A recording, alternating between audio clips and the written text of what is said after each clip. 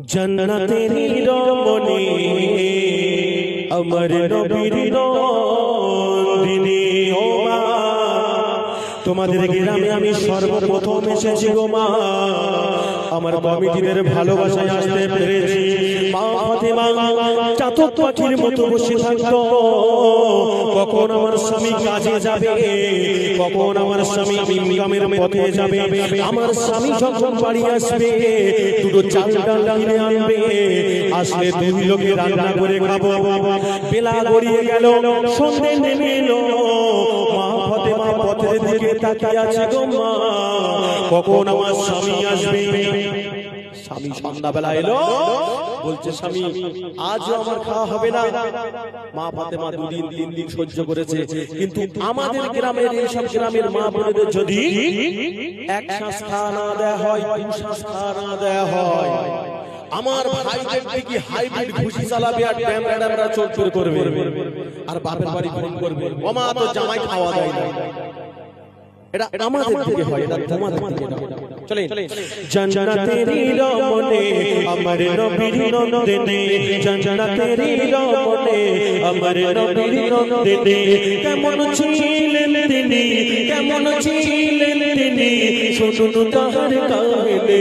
জান্নাতেরই রমণী আমার নবীর নন্দিনী, জীর্ণ কাপড় থাকতো তাহার পরনে।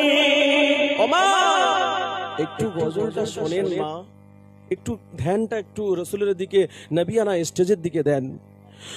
জয়রা জীর্ণ কাপড় থাকতো তাহার পরনে, জয়রা জীর্ণ কাপড় থাকতো তাহার পরনে, তবুও মা ফাতেমা, তবুও মা ফাতেমা চলতো যে পর্দা করে।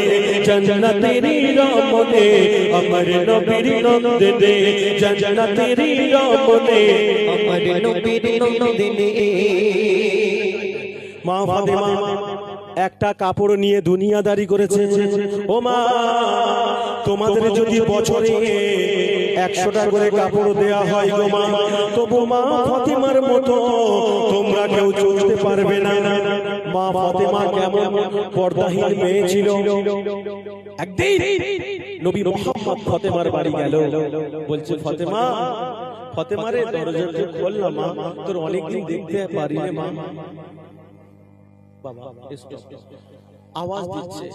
ফাতেমা বলছে আব্বা রে, আমার পরনেতে আব্বা একটা ছেঁড়া ফাটা শাড়ি আব্বা, আমি তোমার সামনে যেতে পারবো না আব্বা, আমি এই কাপড়ে কেমন করে যাব বাপ।